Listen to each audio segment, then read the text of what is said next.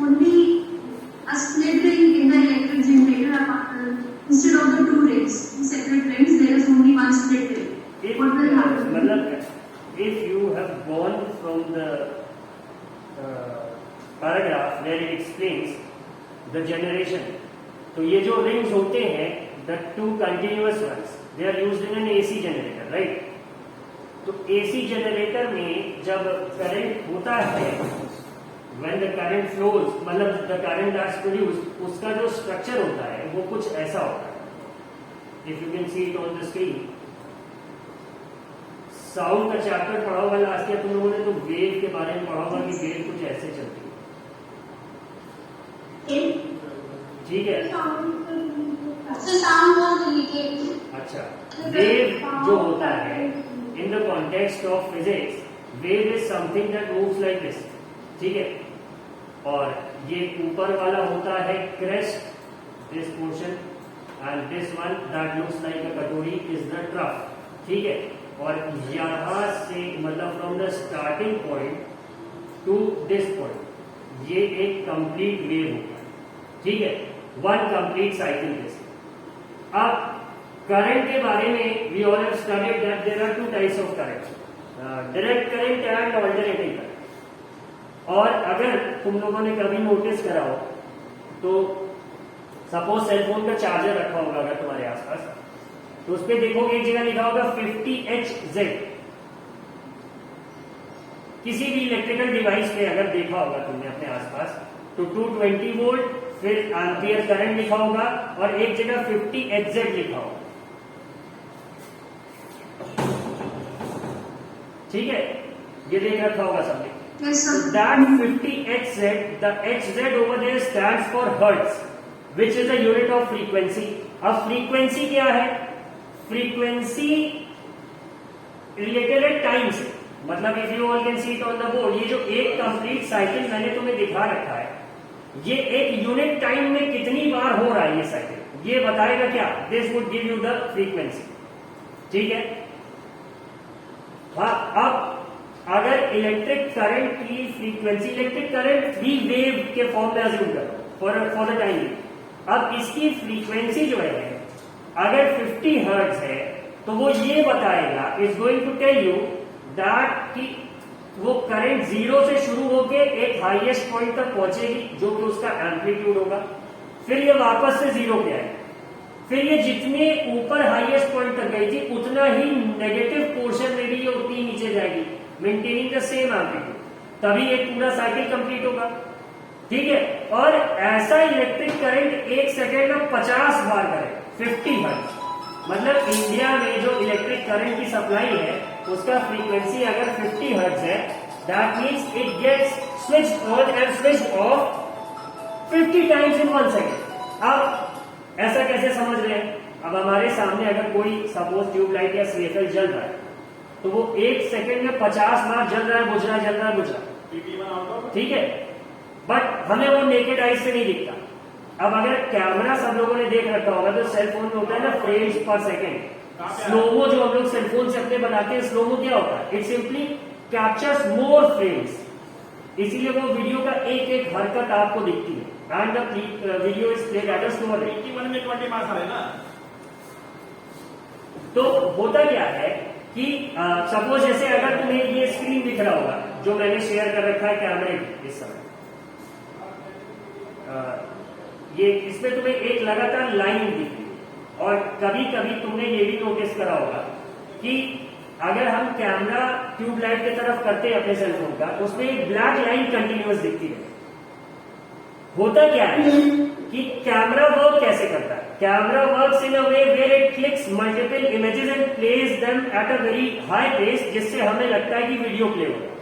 ठीक है. कैमरा ऐसे ही काम करता है, बहुत सारी इमेजेस खींच करके प्ले करता है.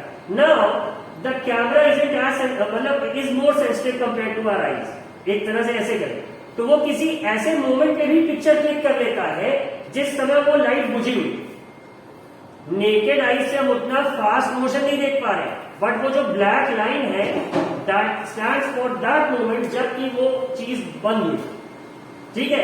तो ये जो ऑल्टरनेटिंग करंट होता है ये कैसे करता है, एक बार जाएगा पूरा हाई इंटेंसिटी तक जाएगा, फिर ये बंद होगा, जीरो, फिर ये नेगेटिव पे जाए, फिर ये वापस आए। इस तरह से 1 सेकंड में 50 बार करता है in India, where the current supply is 50 hertz. Now this current, क्योंकि ये जल रहा है, बुझ रहा है, वापस से पॉजिटिव और नेगेटिव दोनों उसमें कोऑर्डिनेट्स में जा रहा है, कोऑर्डिनेट्स में जा रहा है, इसीलिए इसे ऑल्टरनेटिंग करंट है। Now what's a direct current? Direct current is straight, it flow straight. अब क्वेश्चन पे आते हैं, ये जो तुम्हारा रिंग है, यहाँ पे जो स्लिप रिंग यूज हो रहा है, ये यहाँ पे क्या, ए बी में जो करंट अभी है, जब आधा रोटेशन कर लेगा ये, तो क्या होगा, ए बी में करंट उल्टा हो जाएगा। बात समझ आ रही है? मतलब ए बी में जो स्टार्टिंग में करंट ये वाला था, वो अब ये वाला हो जाएगा, नीचे वाला, ठीक है। तो यही वो वेव और यही वो डायग्राम दिखा रहा है जिससे ऑल्टरनेटिंग करंट प्रोड्यूस होंगे। अब if we replace the slip rings with split ring, ठीक है, जैसे इलेक्ट्रिक मोटर में करंट एक डायरेक्शन में मेंटेन रहे तो हमने स्प्लिट रिंग का यूज किया था, ठीक है, याद आ रहा है? उससे क्या था कि ए बी में जो मतलब जो करंट की डायरेक्शन है, जो करंट के डायरेक्शन का फ्लो है वो कांस्टेंट बना रहे। बात समझ आ रही है? सेम यही कॉन्सेप्ट ये डीसी जनरेटर में यूज करते हैं, they use a split ring instead of the slip ring. बात समझ आ गई सस्ती? तो उससे हाफ रोटेशन के बाद जो करंट का डायरेक्शन चेंज हो रहा है वो अब नहीं चेंज होगा, and we'll obtain a unidirectional direct current. जैसे हमने इलेक्ट्रिक मोटर में पढ़ा था, तो वहां पे करंट की डायरेक्शन को सेम रखते थे, कैसे, स्प्लिट रिंग की मदद से। और अब क्या कर रहे हैं, now what they are doing, ये अब करंट प्रोड्यूस हो रही है बट फ्लो तो उसी पाथ पे कर रही है, तो so to keep it unidirectional वो क्या करते हैं, they use a split ring और करंट उससे यूनिडायरेक्शनल बनी रहती है, and hence we obtain a direct current. बात समझ आ रही है? Yes, ठीक है, ये बहुत लंबे रास्ते से तुम्हें लेके आए, बट हाँ, all this was required. Any other entertaining question from anyone? Priya, I can see your hand raised. Sir, will there be any change in the current produced if we rotate the magnets in the circuit? देखो, move होने चाहिए, चाहे circuit move हो चाहे magnet move. अब turbines जो होती है नॉर्मली, वहां पे मूव करना, it is more convenient to move the circuit part, ठीक है। अब मैग्नेट्स अगर परमानेंट मैग्नेट्स यूज कर रहे तब तो ठीक है, लेकिन जैसे कि तुमने देखा था वो वाला जो वीडियो मैंने दिखाया था, वहां पे टू प्रोड्यूस आर्टिफिशियल मैग्नेटिज्म वो क्या कर रहे थे, वो उसी चीज को रोटेट भी करा रहे थे, प्लस शाफ्ट में उन्होंने वायर की कॉइल्स लपेट के आर्टिफिशियल मैग्नेटिज्म भी प्रोड्यूस कर रखा था। तो जितनी देर करंट फ्लो होता था उतनी देर वो एज अ मैग्नेट एक्ट करता था, याद है अर्पित? Yes, sir. तो सिमिलर अप्रोच कभी कभी एज पर कन्वीनियंस यहाँ पे भी इस्तेमाल हो, ठीक है। दे ईदर मूव वन थिंग और बोथ द थिंग्स, इस तरह से करते हैं। करंट ऑब्वियसली मतलब ये कहना इट्स अ टफ कॉल कि अगर हम मैग्नेट मूव कराएं तो ज्यादा करंट प्रोड्यूस होगा इंस्टेड ऑफ द कंडक्टर, ठीक है। वो देखा जाता है कि what is possible in that situation.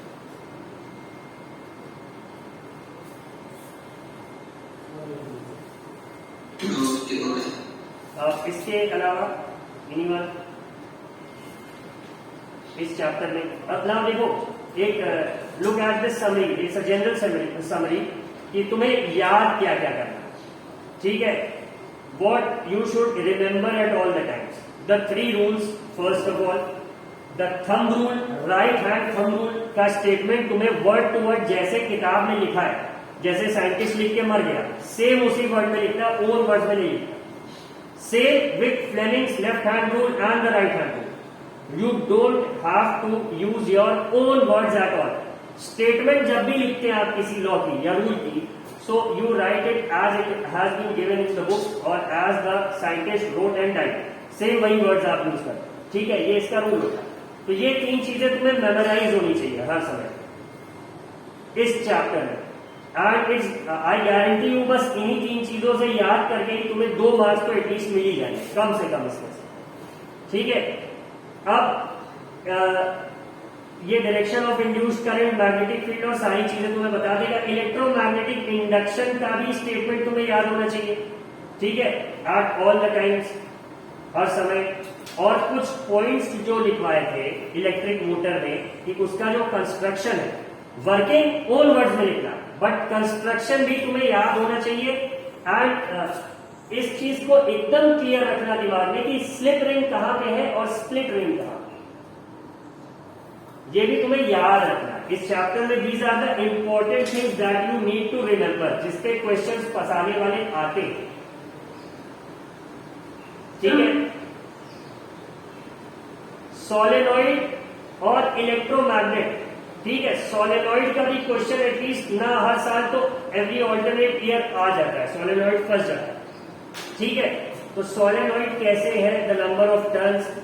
और इस पे एक क्वेश्चन अक्सर कंफ्यूजिंग ऐसा भी बनता है कि if you increase the number of turns then what effect would it have on the magnetic field. तो जितने ज्यादा टर्न्स होंगे,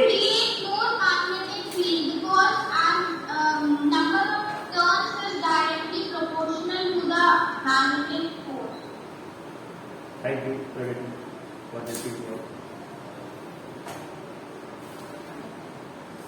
प्रगति के साथ ऐसा है जैसे इसको बहुत जोर से बोलना आ रहा है, ये रुक के बैठी कि अचानक से एकदम से इसको बोलना आ रहा है और ये एकदम से फिर बोल देती है। जैसे हम लोग बचपन में नल से नहीं खेलते थे, कुछ देर उसको हाथ से दबाया हुआ है, फिर अचानक से छोड़ते तो कुछ जोर से पानी आता है। प्रगति का बोलना ऑल्सो रिजेंबल्स दैट। खैर, coming back to the point, it's good.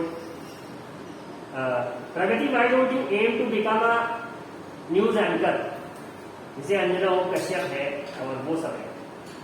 Believe me, वो बहुत अच्छा रहेगा तुम्हारे। तुम किसी मिनिस्टर के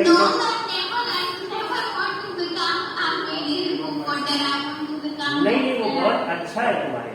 वो इसलिए अच्छा है क्योंकि suppose if you are interviewing a minister तो बहुत अच्छा रहेगा हर personality.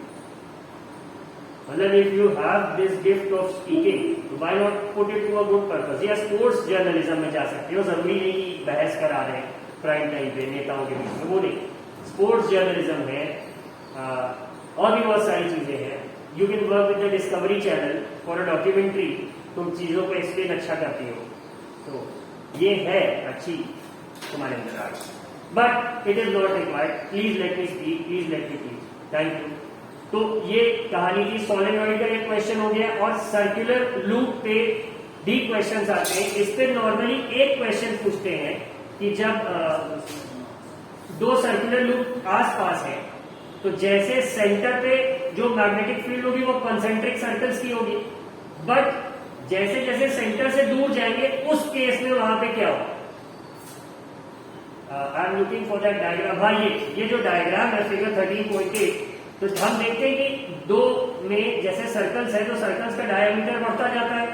The diameter keeps on increasing as you move away from the centre. और जैसे ही वो इस सेंटर लाइन के पास आएगा तो magnetic field lines of force जो दोनों की हैं वो क्या हो जाएंगी, आपस में पैरेलल हो जाएंगी।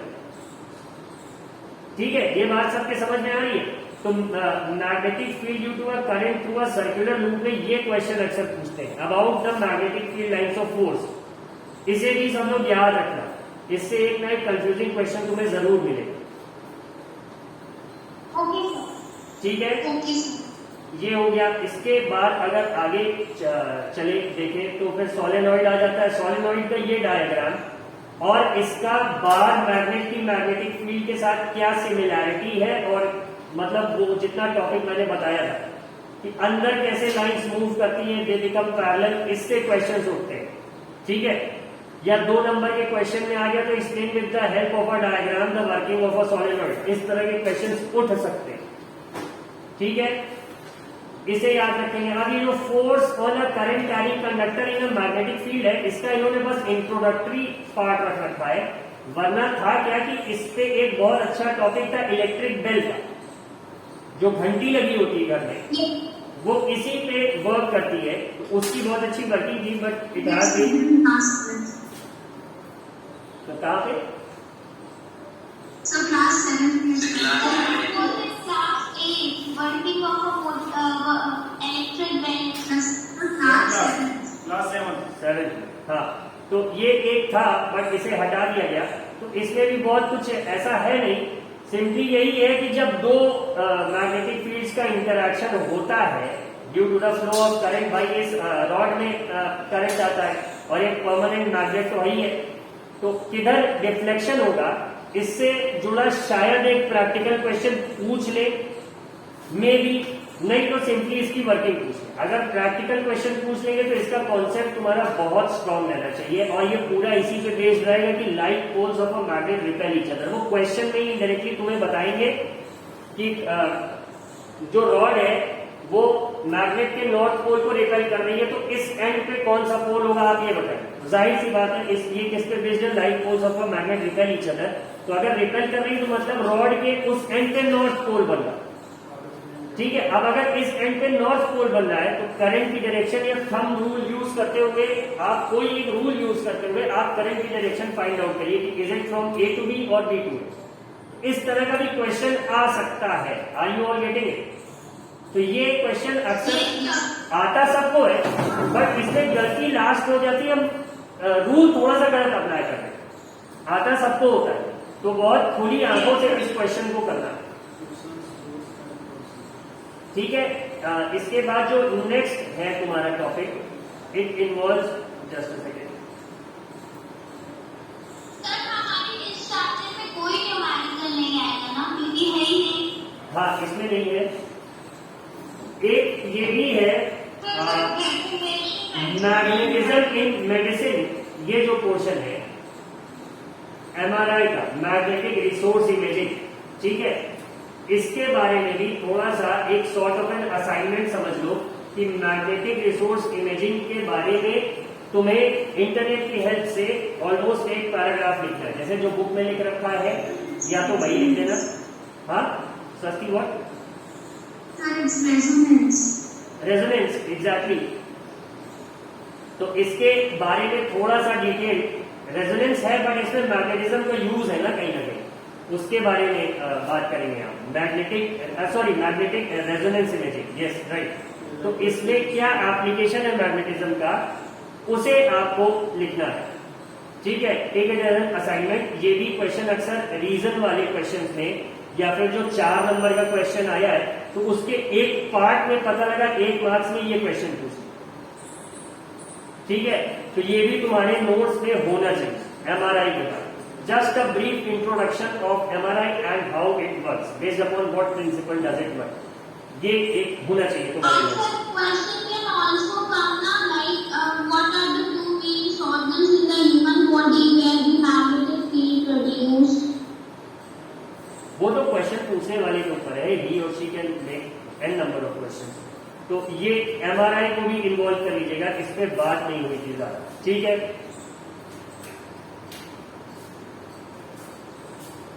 बात समझ आ गई है? Any other question from the chapter?